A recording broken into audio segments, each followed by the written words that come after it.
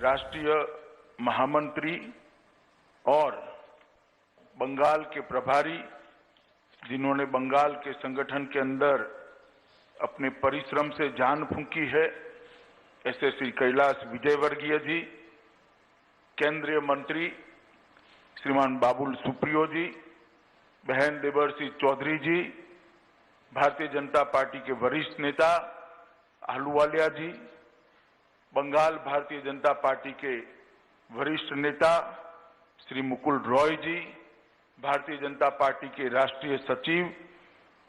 श्री राहुल सिन्हा जी, स्वपन दास गुप्त जी, श्री अरविंद मेनन जी, और इस वर्चुअल रैली में टेक्नोलॉजी के माध्यम से मेरे साथ जुड़े हुए करोड़ों देश और विदेश के बंगाल के नागरिक और भारतीय जनता पार्टी को मैं प्रणाम कर कर, कार्यकर्ताओं को मैं प्रणाम कर कर मेरी बात की शुरुआत करना चाहता हूं। मैं आज बंगाल के साथ, बंगाल की जनता के साथ जनसंवाद का ये जो कार्यक्रम है, वो कार्यक्रम में सबसे पहले बंगाल की पवित्र भूमि को प्रणाम करना चाहता हूं, जिस भूमि में रामकृष्ण परमहंस, श्री विवेकानंद जी, रविंद्रनाथ टैगोर, सुभाष चंद्र बोस, राजा राम मोहन रॉय, ईश्वर चंद्र विद्यासागर, प्रणवानंद जी, बंकिम बाबू, श्यामा प्रसाद मुखर्जी, बटुकेश्वर दत्त, सूर्य सेन, हरिचंद और गुरुचंद ठाकुर जैसे अनेक लोगों ने भारतीयता को, भारतीय संस्कृति को और बंगाल के संस्कार को न केवल भारत, दुनिया के अंदर उजागर करने का काम किया है। मैं सभी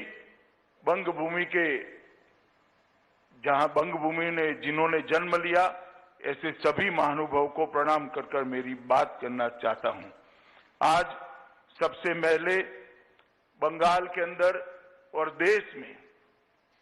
कोविड महामारी के प्रकोप से जिन्होंने अपनी जान गंवाई है और बंगाल के अंदर अम्फान साइक्लोन के कारण जिन लोगों की जान गई है, वो सभी की आत्मा की चिर शांति के लिए मैं प्रभु के सामने प्रार्थना करता हूं। साथ साथ 2014 से बंगाल के अंदर परिवर्तन के लिए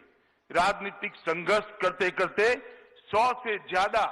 भारतीय जनता पार्टी के कार्यकर्ताओं ने अपनी जान गंवाई है। मैं बहुत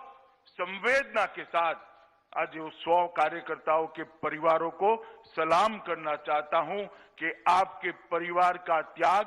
आपके परिवार का बलिदान सोनार बांग्ला के निर्माण में एक महत्वपूर्ण पड़ाव है, इसका बहुत योगदान है।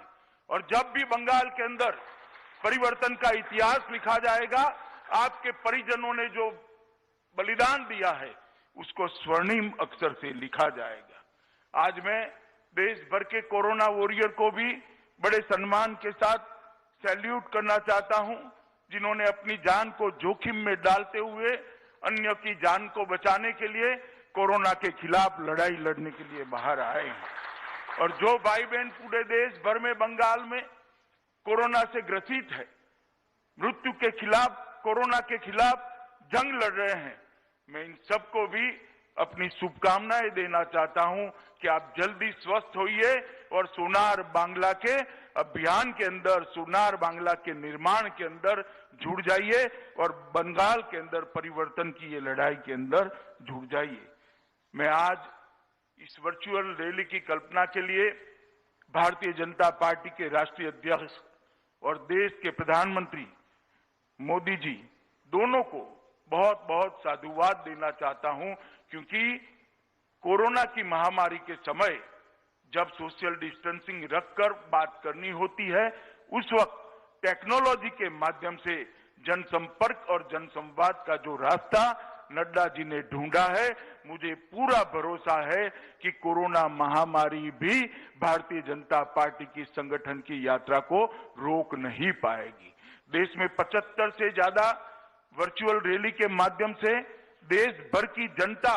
और देश भर के कार्यकर्ताओं का जो संपर्क करने का हमने अभियान चलाया है, वो अभियान जरूर आने वाले दिनों में अपनी असर दिखेगा। मैं बंगाल की जनता को विशेषकर धन्यवाद करना चाहता हूं, क्योंकि आज ये वर्चुअल संवाद, जनसंवाद, बंगाल की जनता के साथ जनसंवाद जो है, मोदी जी की सरकार के 1 साल की समाप्ति के लिए है। मैं बंगाल की जनता को ये कहना चाहता हूं कि भले भारतीय जनता पार्टी को 303 सीटें देश भर से मिली है, मगर मेरे जैसे कार्यकर्ता के लिए सबसे महत्वपूर्ण सीटें हैं बंगाल की 18 सीटों पर भारतीय जनता पार्टी का विजय। क्योंकि पूरे देश भर के अंदर जब लोकतंत्र